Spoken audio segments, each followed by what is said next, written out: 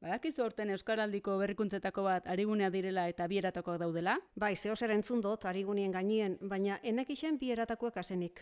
Bai, barne eta kanpo arigunea daz. Barne eta kanpo ariguneak? Bata tabernako terrazan, kanpoan, eta bestea taberna barruan? Ez! Orduan? Barne ariguneak ohiko funtzionamentuko taldeak dira. Adibidez, zuk zure lankideekin osatzen duzun lantaldea, kiroltaldeak, sail desberdinak. Bertako kide guztiek euskaraz ulertzeaz gain, kideen 80% gutxienez, ahobizi edo belarri prest moduan ariketan parte hartzeko prest egotea beharrezkoa da. Ah, bale.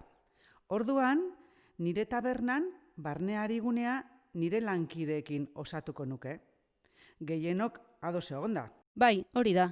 Kanpo arigunea berriz, entitatean herritarrekiko harreman espazioetan, adibidez barran, harreran dauden pertsonek herritarrekin osatutako arigunea da.